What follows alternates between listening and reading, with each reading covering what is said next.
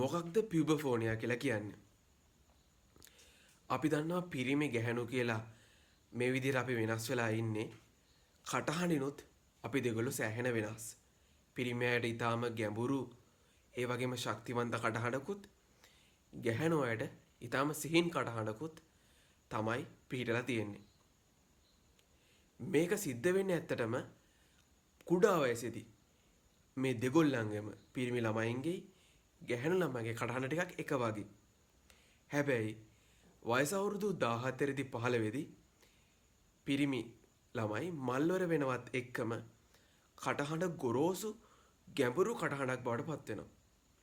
මේක සිද්ධ වෙන්නේ අපේ ස්වරාලේ ස්වර තන්තු සිහින්ව කෙටිව තිබ්බ ස්වර තන්තු මහත් වෙලා මේක ශක්තිවන්ත විදිහට හැදෙනවා.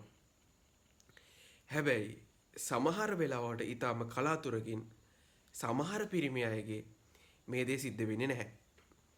එහෙම වුණාම පොඩි කාලේ තිබ්බ වොයිස් එක වගේ දිගටම අර පොඩි වොයිස් එක දිගටම තියෙන්න පුළුවන්.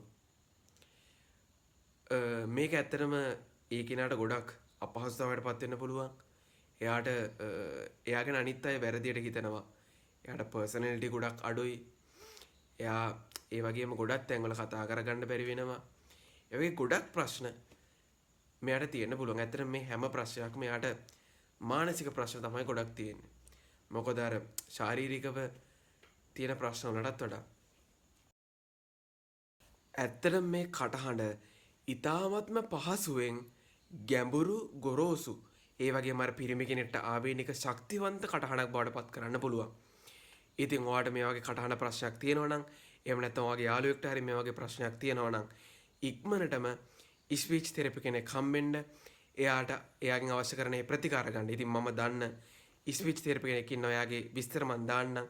ඔයාට හරි ඔයාගේ යාළුවෙක්ට හරි මේ ප්‍රශ්නයක් තියෙනවා නම් අනිවාර්යයෙන්ම කතා කරන්න. ඒ වගේම මේ ප්‍රශ්න ඒ කටහඬ ප්‍රශ්න ඇති අනිත් හැමෝගෙම ඉල්ලනවා මේ වගේ කටහඬේ හරි මොකක් හරි ප්‍රශ්න තියෙනවා ඔයාගේ කොන් කරන්න එපා. මොකද